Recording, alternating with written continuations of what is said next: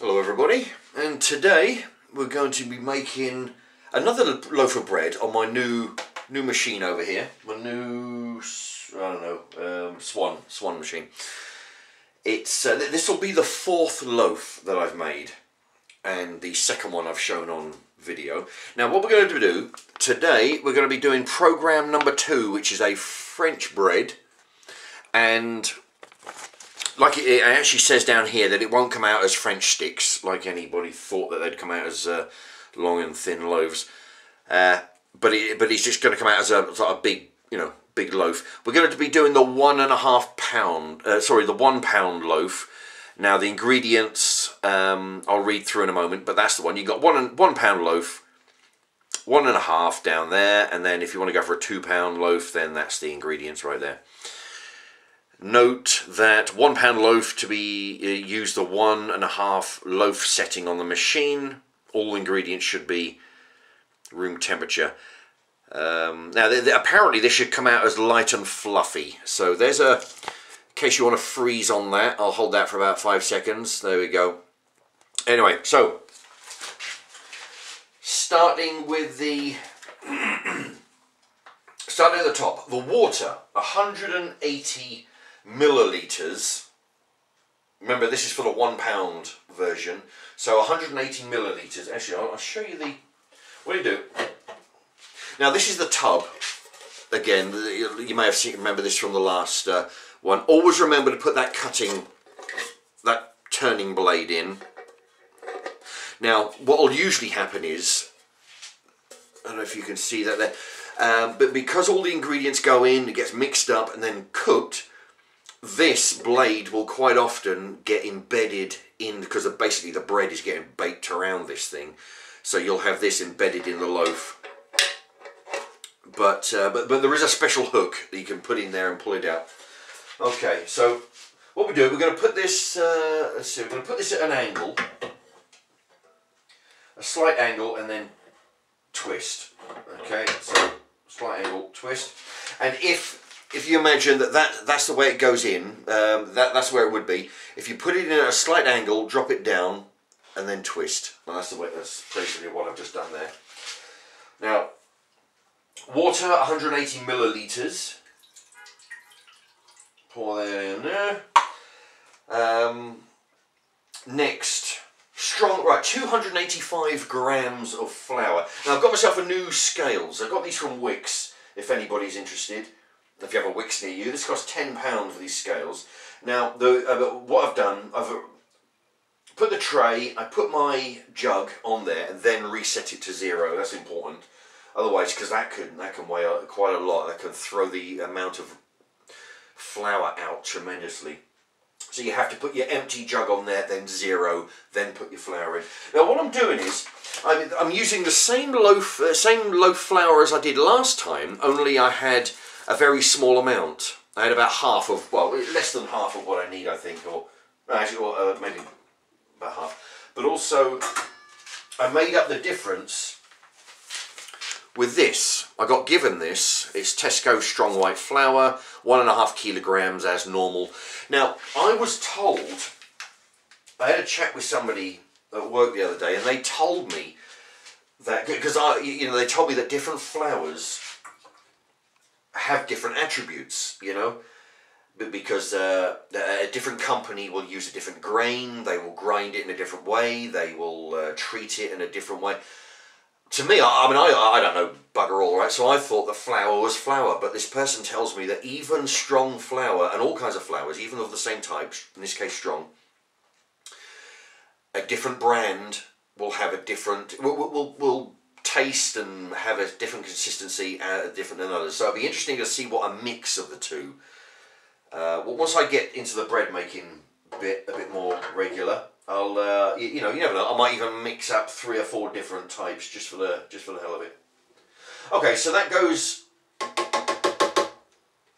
in there. That goes in. Now, in a moment, I'll show you what I'm going to be doing. Now, let's see. Sugar, 1 tablespoon. I've already measured it out. It comes. Actually, I can't really sort of show you with this at the moment. There's a little teaspoon and tablespoon little device, but it's full up with oil in a minute, which I'll show you. Right, sugar, 1 tablespoon, which I've already measured out. This is a mix of, I like to have brown and white, mainly because I had a white bag of flour and I just acquire brown sugar from sachets, and I mix the two. I like the two. Alright, so I'm going to put sugar in one corner. Actually, what I'm going to do, I'm going to make a little indentation in there, like I did the last time, which is where the yeast is going to go in. But anyway, we've got sugar in one corner, because it says in the book not to mix these things. Sunflower oil, which I'm going to carefully put over there. Now it says sunflower oil, but I'm using, all I've got is, I've got vegetable oil, which is probably the same thing. Okay, anyway, this is that device I was talking about. That's a tablespoon, and the other side is a teaspoon. There we go, so you can measure stuff out like that. That's 1 tablespoon of sunflower oil, or in my case, vegetable oil. Milk powder. Now what I did, I went to the shop, the co-op there, as you can see, and I just bought some regular, they only had 1 brand. Otherwise I would have gone for the cheapest brand possible, but they only had 1, so I had the choice of 1. I can't remember how much it was. It was a couple of pound at least, 2.5 quid perhaps. Not the cheapest around, but that's all they had. Okay, so that's 1 tablespoon of milk powder. Okay, I'm going to put that into a different corner. Actually, I'm running out of corners, actually, because I need 5 corners. I don't know, I might be able to make it. Actually, yeah, salt, no, I'll be alright. Okay, that's milk powder. Salt, 1 teaspoon. 1 teaspoon of regular salt. That goes in the 4th corner. Okay, and last but not least, because we run out of corners, so what I've done, I've made a small indentation in the flour in the centre, which I'll show you in a mo, where the yeast goes in the middle. Apparently it's right important that the yeast doesn't come into contact with the sugar until you're actually ready to go. Okay, so that goes in there. Okay. Now, what I'll do, I'll turn this viewfinder around. Now it's a little bit shaky, I'm not used to doing it this way. Okay, there. Now, we got sugar in the left corner, oil in the top left. I think that was salt in the top right, milk powder in the bottom right, and then the yeast in the middle. Okay, so that's what that looks like. And then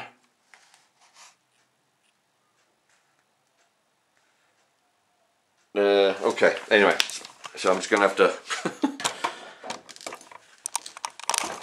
viewfinder back again. Tell you the video's it's all going a bit haywire. Okay.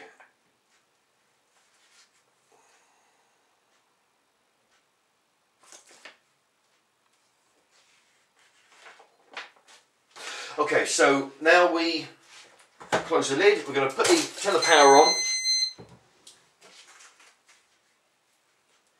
and just like before, we don't need the timer. We don't need the timer on this. Okay, oh boy, it's a bit shaky. All right, we don't need the timer because we're going to make it now. Loaf size. It says here, if you're going to make it a one pound loaf, which we are, we're going to use the 1.5 setting, which is right there. There we go. And what next? Menu. Right, we're going to change the setting, the program setting, to 2. There we are, in the top left corner of my page. 2. Okay, so, and a medium, we want the colour, we don't want it dark, we want it light.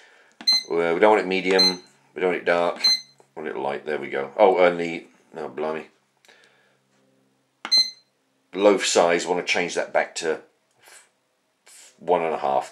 Okay, so we got program number 2, which is the French bread.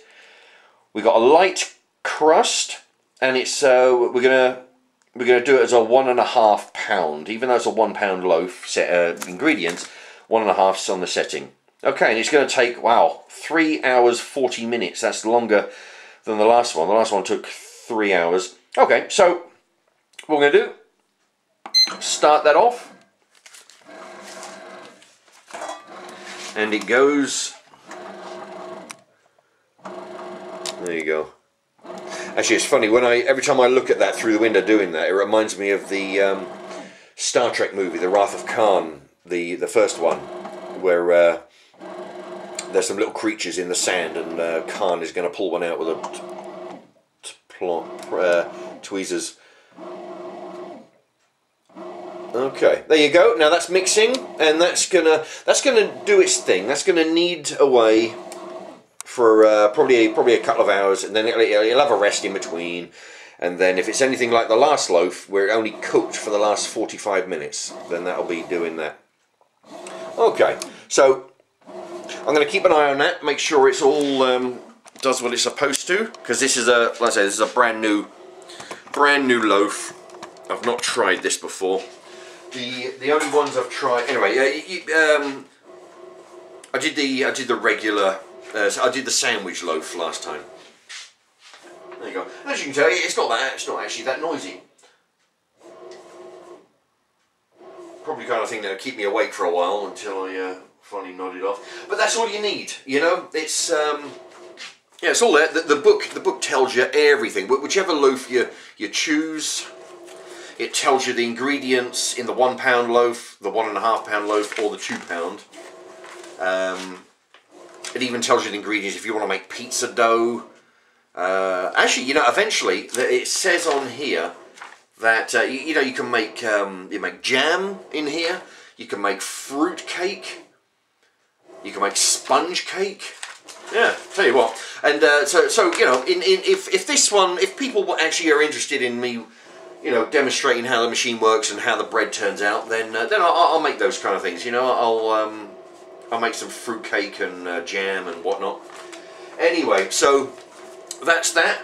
There'll be a part 2 shortly, where in 3 hours 40 minutes, where I'll do the unveiling, and we'll see exactly how well it came out, if indeed it does come out well. Okay. Anyway, see you in part 2. Thank you for watching. Bye bye.